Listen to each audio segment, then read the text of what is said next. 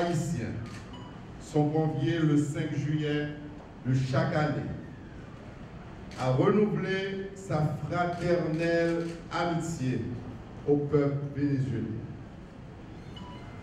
C'est de bon cœur que je réponds à cet appel et c'est pour moi un insigne honneur de perpétuer cette belle tradition.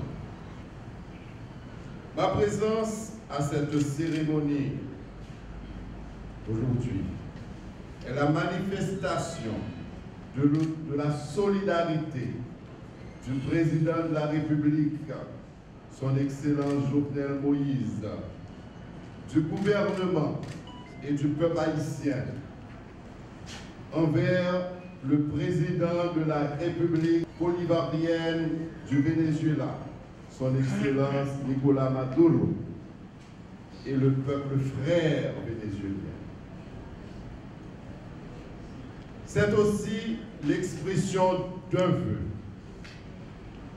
celui de l'unité du peuple vénézuélien, dans toutes ses composantes, pour faire face aux grands défis bouleversant le quotidien des femmes et des hommes de ce pays. Dans ce contexte très particulier de l'histoire du peuple vénézuélien, je lance en toute humilité cet appel à la concorde, à cette vaillante société, à sa jeunesse mobilisée, aux différents secteurs de la vie nationale qui se sont tournés le dos. Je les invite à puiser dans ce rêve d'unité que chérissait Simon Bolivar, non point l'unité de tout un continent pour lutter contre le colonialisme, mais bien celle intérieure pour reconstruire la paix et l'entente nationale dans le respect des différences pour accepter l'autre. En un mot, l'unité pour bâtir un avenir meilleur. Je suis sûr que ce sacrifice est tout à fait possible. Tel est le cri du cœur de l'ensemble du peuple haïtien à l'endroit de nos frères vénézuéliens. Je voudrais profiter de cet instant pour rappeler que, face à la préoccupante situation politique au Venezuela, la République d'Haïti prône le respect de la souveraineté et des principes démocratiques, qu'elle encourage tous les efforts pour l'ouverture d'un espace de négociation et l'instauration d'un véritable dialogue entre le gouvernement et l'opposition dans ce pays à nous. Seul le dialogue vrai et la recherche constante de compromis peuvent apporter une issue acceptable à cette crise. Je suis de ceux qui croient que la solution au problème vénézuélien ne peut venir que des Vénézuéliens eux-mêmes. Je m'en voudrais, en cette circonstance, de ne pas souligner la solidarité agissante en tout temps du peuple vénézuélien avec le peuple haïtien. Solidarité dont témoigne l'accueil fraternel réservé à nos frères et sœurs installés dans ce merveilleux pays, ainsi que le programme Petro-Caribé qui a permis à l'État haïtien de répondre dans des moments difficiles à certaines attentes bien légitimes de nos populations. Mesdames, Messieurs,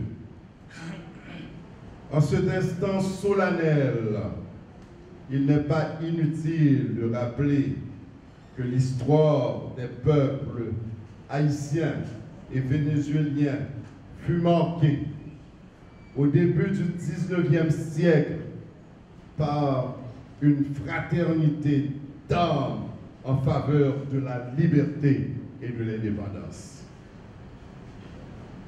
Cette fraternité, tout en se changeant de contenu nouveau, s'est raffermie à partir de l'accession au pouvoir du président Hugo Chavez. Dans les années 1960 et 1970, le Venezuela était devenu une terre d'accueil pour les compatriotes haïtiens qui, pour des raisons politiques, fuyaient la terre natale.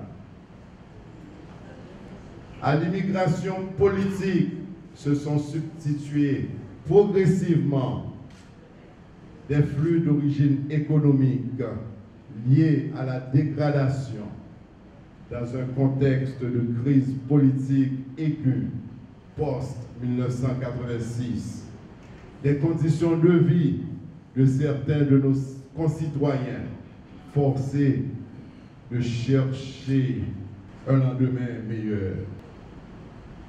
Je tiens à exprimer au peuple vénézuélien toute notre reconnaissance pour ces marques de fraternité, de solidarité et d'amitié. Monsieur l'ambassadeur, je vous prie de transmettre nos plus vifs remerciements au président Nicolás Maduro qui, reprenant le flambeau transmis par le commandant Hugo Chavez, a toujours marché main dans la main avec la République d'Haïti. Au nom du président de la République, son Excellence Jovenel Moïse, du gouvernement, du peuple haïtien et en mon nom propre, je renouvelle des vœux de progrès, d'unité, de concorde et de paix pour le peuple vénézuélien. Viva la República Bolivariana de Venezuela. Viva Haïti. Viva la solidarité surtout.